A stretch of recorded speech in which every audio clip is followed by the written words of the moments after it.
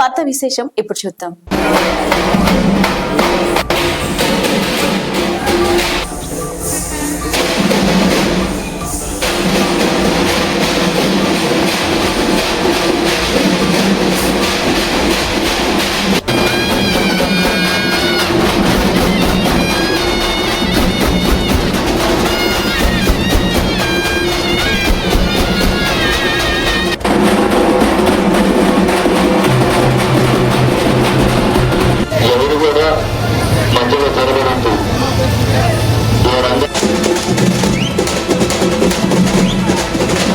ఉత్సవాలకి నేనెందు 7 ఉంగరాలు పెట్టుకున్నంత మాత్రం నాకు ఎక్కువ అమ్మవారు ఆశ్చర్యంలో.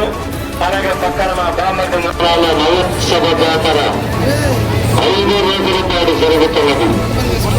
5 రోజులు కూడా భారీ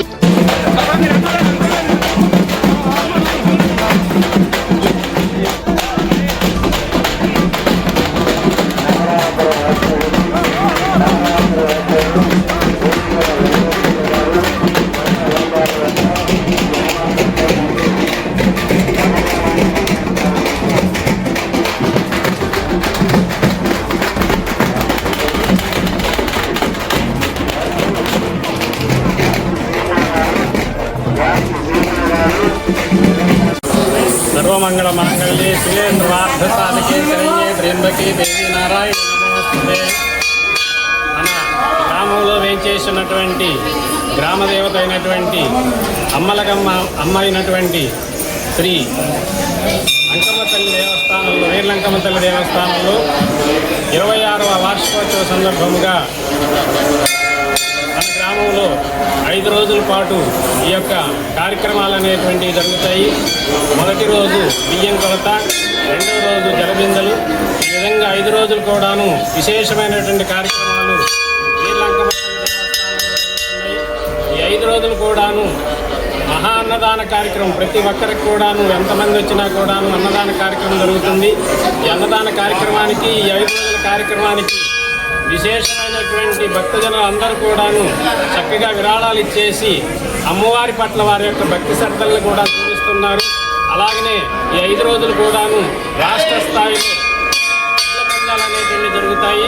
ఈ ఎడ్ల పందాల్లో గెలుపొందినటువంటి వాళ్ళకి మొదటి, 2వ, 3వ ప్రైజులు బహుమతులు అనేటువంటి ఇస్తారు. కాబట్టి అందరూ కూడాను ఆ వీర్లంకమ్మ తల్లి యొక్క దివ్య ఆశీస్సులు పొంది ఈ 5 రోజులు కూడాను ప్రతి ఒక్కరు కూడాను ఈ దేవాలయానికి వచ్చేసి వీర్లంకమ్మ తల్లి దివ్య ఆశీస్సులు పొంది ఆమె యొక్క అనుగ్రహాన్ని పొందగలని కోరుతున్నాము.